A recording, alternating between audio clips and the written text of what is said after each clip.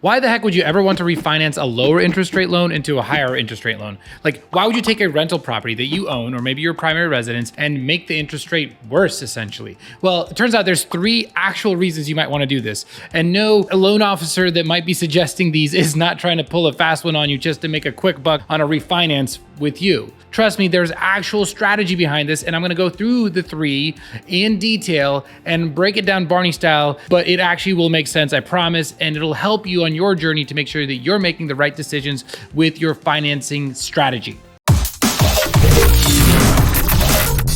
Hey everybody, this is Mark Yancich with Active Duty Passive Income, and we're all about teaching military how to invest in real estate and create streams of income like mini pensions to help you facilitate a way smoother transition or just to make more money. Let's be honest, it's kind of cool. Now, the first way, all right, here's the first way, is if you want to reamortize your loan. Okay, sounds kind of scary, like what the heck does that word mean? Basically, if you have a rental property, okay, and it has been paid down quite significantly, right? Every loan has both the interest and the principal component. The interest is just the fee you're paying on borrowing that principal amount, and the principal is the actual loan amount that you have borrowed. Now, that principal keeps getting paid down year over year as long as you're paying your loan, right? Now, after a certain amount of time, maybe multiple years down the road, you have paid down most of that loan. What you have to look at is, hey, if I've paid down most of this loan, the loan is still costing me on a month-to-month basis the same amount, right? So even though I owe less, I'm still paying the same monthly amount that I did when I first acquired the property. So if it was a $300,000 loan, you paid down $200,000 at some point, and so there's only $100,000 left, you're still paying the same monthly payments, right? Because there's 2 different levers that get pulled when you're determining what your monthly payment is. It's not only the interest rate, it's also how long you're paying it off. And if you can take a certain loan and also refresh the 30-year payment, even with a higher interest rate, you might be able to decrease that payment. And so what happens is, let's say that $100,000, even if the interest rate is a point or 2 higher, if you restart the timer on the 30 years, you're actually probably gonna have lower payments. And now you might think like, okay, wait a second, restarting that sounds scary. Why would I wanna start paying that off again for 30 years? Well, here's why. Your debt to income ratio might become lower then, okay? Because if the expenses you have in your life go down, that means the ratio between how much income you're making and the debt and expenses you have in your life, that ratio goes down, and now you become a borrower that is easier to lend to from a lending perspective. So like a lender is going to be more willing and have less restrictions on what and how they lend to you because your ratio, your debt to income ratio is smaller. So if you're thinking about acquiring a portfolio faster, if you want to scale the amount of units you own that are producing you cash flow, then lowering your debt to income is a smart strategy.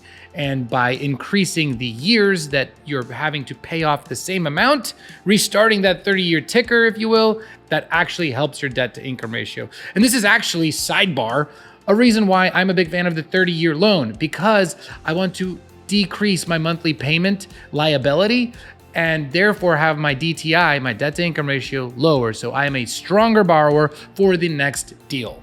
But a little caveat here, this isn't something you can do on, let's say, a VA IRRRL that's your primary residence.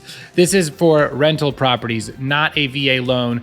Don't worry though, I'll cover VA loans a little bit later in the same video. Because actually with a VA IRRRL, for example, which stands for VA Interest Rate Reduction Refinance Loan, those actually need to decrease in interest. It's written into the policy or the rules for that loan. This is more for rental properties that use conventional and debt service coverage ratio loans, or also known as DSCR loans.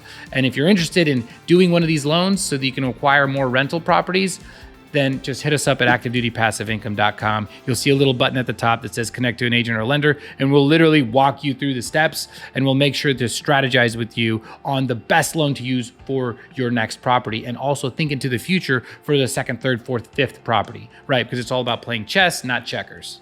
The second reason why you might want to refinance even into a higher interest rate is if you do a cash out refinance. Now, cash out refinances are where you've created so much equity in the property. Either it is worth more now after you purchased it, or you have paid down a lot of the debt, or a combination of the two to where you have created a lot of equity, right? Equity is the difference between what is the value of the property and how much debt you have on it. All of that value, that's called equity. So if you want to recapture that to then deploy it and use it with rental properties that you think or know, because you're smart and you know how to analyze, will make you more money than that rental property is, then that's why you would refinance. It's all a numbers game, right? You want to see how much cash on cash return you can make from equity. You want the velocity of money. You want your capital to be working for you in a faster way. And so you're constantly trading returns. Those interest rates, the returns that you're making from the money, the capital that you have spread across various different properties, which is called equity at that point, you want them to bring you more money or at higher rates, right? So it's constantly a rate game. And if you can make more money, it might make sense to recapture some of that equity, even if you have to pay a higher interest rate. The only caveat there is, and any savvy investor will tell you, is if you're gonna be cash out refinancing on a property, and especially if the interest rate goes up, you need to make sure that after the refinance, it'll still cash flow, or at least break even. But then again, if you're looking at it as a way to get more properties that will then cash flow more than that one on its own, maybe it's okay.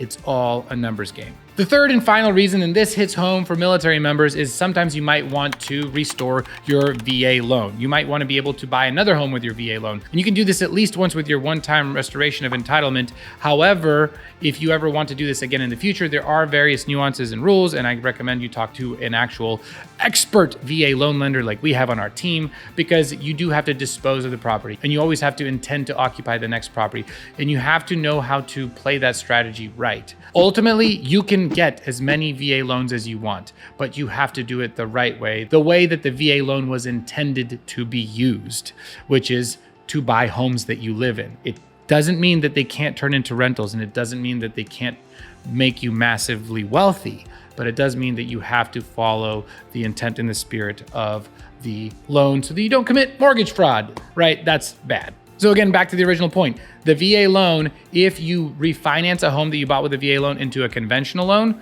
now you can do that one-time restoration potentially when you PCS and use your VA loan again. That is a powerful way to acquire more real estate. Even if you traded for a higher interest rate when you had to refinance to a conventional loan potentially, now you have the opportunity to buy another home with infinite leverage, meaning you can come in with zero money out of pocket and get 100% of a home that will maybe turn into an awesome house hack or a rental down the road as well. Again, this is creating massive wealth for your family. All right, this is Mark Yancich with Active Duty Passive Income. If you want to check out our podcast, or if you want to check out some of our free resources on our website, go to activedutypassiveincome.com. Also, it would be hugely helpful if you liked and subscribed to this video. Also, just share it if you don't mind, because it helps us reach so many more military families to help them acquire more pieces of America that's making them more money. And, you know, that's awesome. So Mark Yancich is out. Thank you for watching this video. Take care.